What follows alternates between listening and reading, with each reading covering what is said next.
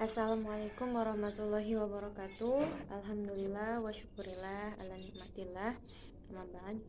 Bersyukur pada Allah atas segala limpahan rahmatnya yang telah memberikan saya nikmat sehingga saya masih diberi kesempatan untuk menyelesaikan tugas perkuliahan kali ini. Salawat dan salam semoga selalu terlimpah curahkan pada junjungan kita, yakni Nabi besar Muhammad Sallallahu Alaihi Wasallam, pada para keluarganya, para sahabatnya, para tabiinnya, dan kepada kita semua selaku umatnya yang insya Allah mendapatkan syafaatul uzma di yaumil akhir. Amin amin ya robbal alamin. Yang saya hormati Ibu Dewi Anggraini selaku dosen pengampu mata kuliah Participatory Action Research. Baik, dan teman-temanku sekalian yang saya banggakan. Baik, inilah hasil laporan penelitian Participatory Action Research yang berjudul Pelatihan Membaca Al-Quran dan Menghafal Surah-Surah Pendek bagi Ibu-Ibu Rumah Tangga di Kampung Cisuk, Prancis, RT 03 RW 02. Baik, di bab pertama ini saya ingin menyampaikan mengenai profil desa dan lokasi, yaitu Kampung Cisuk, Prancis, RT 03 RW 02, Desa Cibeteng Udi, Kecamatan Ciseeng, Kabupaten Bogor, Provinsi Jawa Barat. Nah, latar belakang dalam penelitian ini adalah di Kampung Cisuk ini terdapat komunitas ibu-ibu yang belum mahir dalam membaca Al-Quran. Membaca masih asal baca dan belum sesuai dengan kaidah makhraj dan tajwid. Maka dari itu saya berniat untuk mengajukan kegiatan di kampung ini agar dapat membantu para ibu rumah tangga dalam belajar teori dan praktek dalam membaca Al-Quran.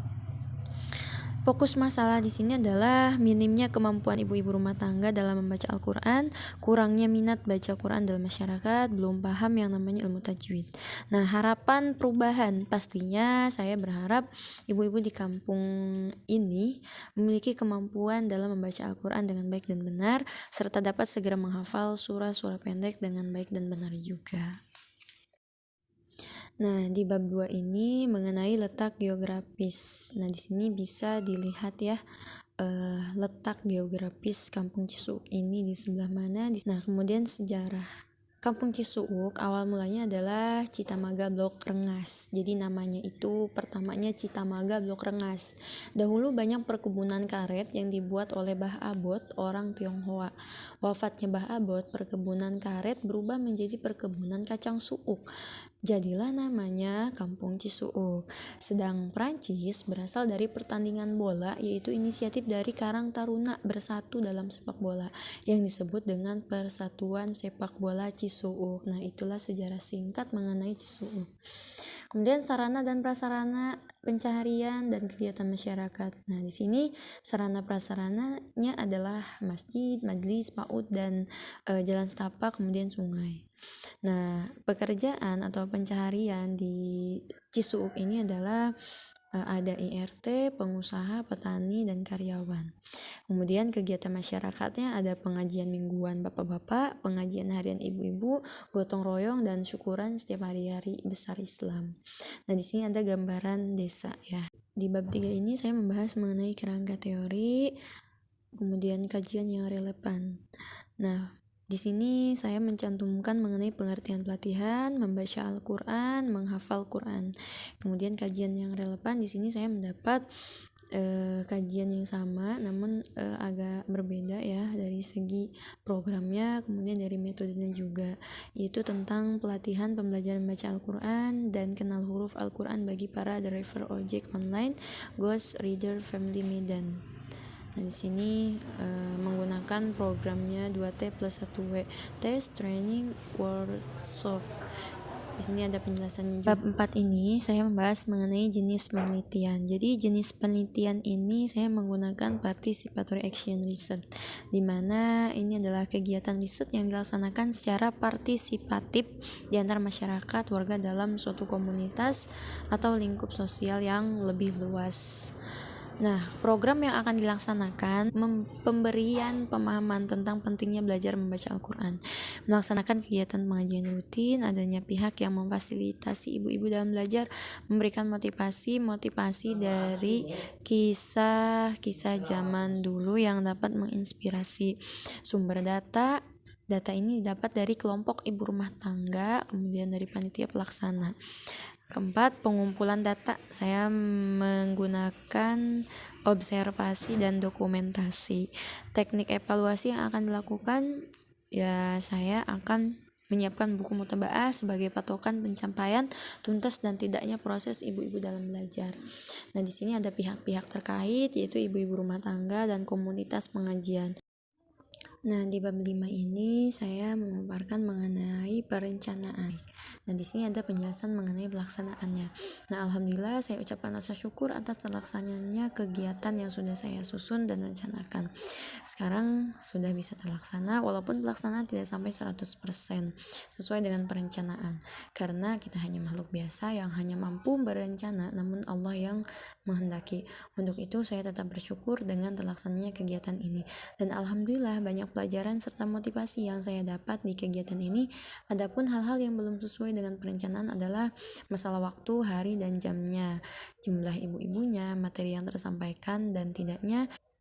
Baik, berikut ini penjelasan atau hasil laporan saya. Nah, inilah rangkaian kegiatan selama latihan.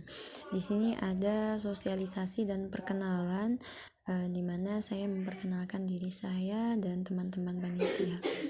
Nah, yang gambar kedua ini penyampaian materi tajwid. Saya menyampaikan definisinya, hukumnya, keutamaannya, dan lain-lain. Nah, di sini ketiga ini talaki. Sambil menunggu ibu-ibu yang belum datang, saya berusaha mempergunakan waktu semaksimal mungkin gitu ya. Jadi tidak ada waktu yang terbuang sia-sia seperti itu.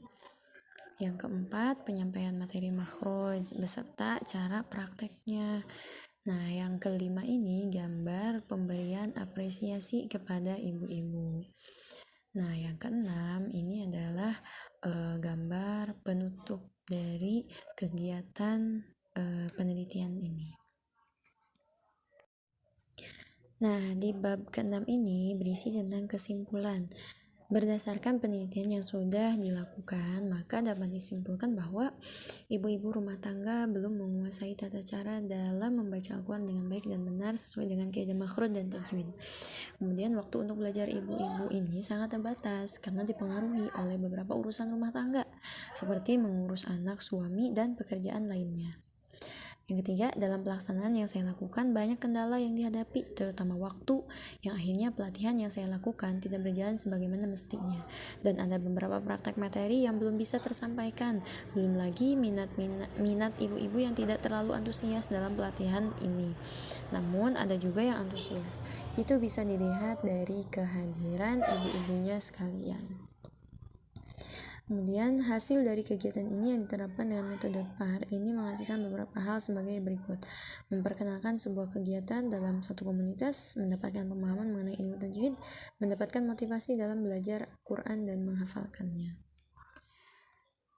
Baik, mungkin itu yang dapat saya presentasikan dari hasil penelitian saya. Terima kasih atas segala perhatian. Mohon maaf atas segala kekurangan. Kesempurnaan hanya milik Allah, kekurangan milik saya. Wassalamualaikum warahmatullahi wabarakatuh.